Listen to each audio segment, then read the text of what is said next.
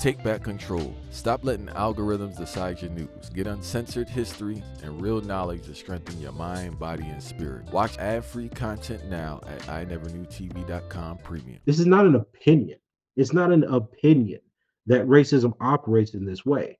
It's a debate as to whether people want to acknowledge that racism operates in this way. Because when you look at the history of any other colonized or conquered people, this is exactly what's happened. When you look at what the Brits did throughout Africa, the Brits did throughout the Caribbean, or what's happening in South Africa right now, that the United States is a part of that has no business being a part of, right? All of these are questions of domination and rule. But then when we get to America, somehow we think we're exceptional Negroes. That somehow the question of rule and domination don't apply to us. And we're just fighting and struggling to be equal to the people who have given us a chance to taking off our chains. And now you have an administration that says, well, look, that's not the case. So, yes, when you're starting to look at how racism operates, it's going to decrease life chances. It's going to increase comorbidities. It's going to increase right mortalities. It's going to decrease the ability of people to have the same participation in classrooms. It's going to decrease the ability of people to be just as well. That means that racism makes Black people sicker, not only in terms of what they suffer throughout lifetime, but their underlying conditions, which makes them susceptible to things like COVID-19 or maternal mortalities or prostate cancer, etc. Racism is a societal engineering program that is meant to lessen the quality of life and the life chances of a population. It is designed to constrain and engineer populations into oblivion. And the fact that we can't seem to get this, despite what's happening right now in Gaza, despite what's happening historically to practically every other oppressed people in the world, such as indigenous Americans, the fact that this is happening, this right wing authoritarianism is happening throughout the world right now in Europe and the UK and Canada and America. What else can you say, bro? It's not a chance happening, right? This is the failure of Black academics who are both pessimistic and suspicious of the way that democracies operate and the way that white populations have operated across the face of the earth in multiple geographies, how their work and their insights weren't allowed to proliferate and become popular within the mainstream white liberal academy. Anybody with any sense saw that Trump was going to win again. Anybody with any sense saw that racism was on the rise. Hell, if you look at genocide scholars, they tell you the way that you know a genocide, the way you know a major conflict, genocide, or the at-large disenfranchisement of people's coming is that they started killing off their men. And we lived in America for a whole decade where I and other scholars were saying they are just assassinating Black men who are American citizens. They're just killing Black boys who are American citizens. That tells us about what's coming because in every other conflict in the history of for the last 100 something years, they kill off men and boys as a basis to wage wars on whole populations. And America said, no, we're good. We're going to ride this kind of Hillary Clinton thing till the wheels fall off. We're going to try to make sure that we get a woman of color in the White House. And everybody, well, that's not really the issue, is it? Like, is it the issue? If a woman of color is in the White House, or if a white woman's in the White House, and Black people are still being incarcerated, being deported, being killed in the streets, losing homes, and falling into like a undercast or underclass, does it matter that the person that put them there is brown, or does it matter that they're being put there? You see, this is what I'm saying. The Black academic, many, however we want to frame that generalization, right?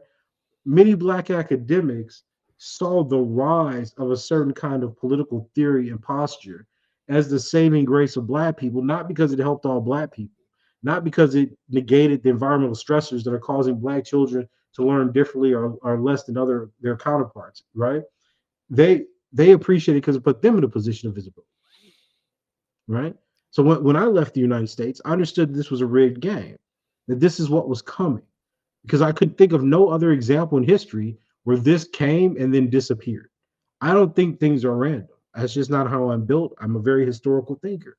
So when Black people find themselves in this environment now, where you have white liberals that are diminishing black issues of racism for the overarching concerns of fascism, where you see a hostile white population that's anti-diversity, that wants to whitewash history, wants to whitewash every major institution, and now wants to whitewash American education like they do in France.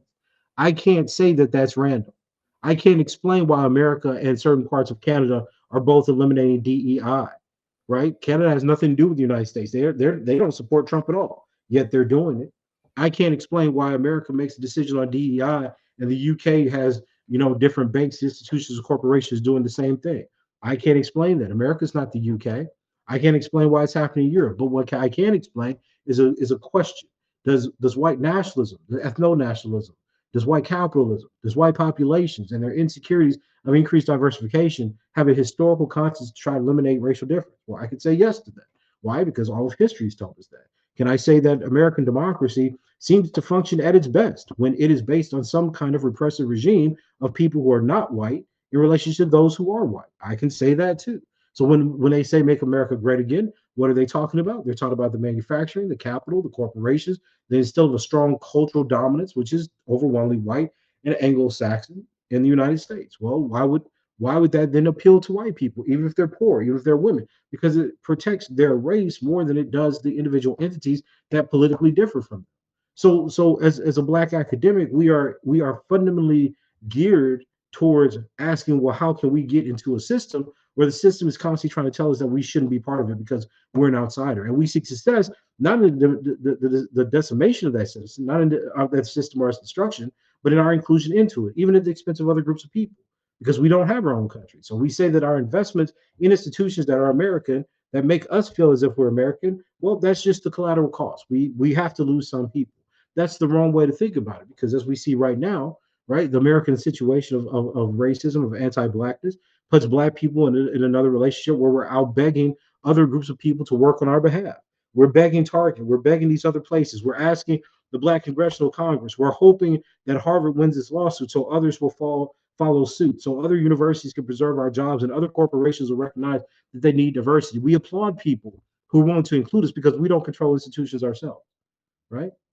And we have nothing to say about the international reign of right-wing authoritarianism and the rise of nationalism across the globe, because it's just what happens to black people.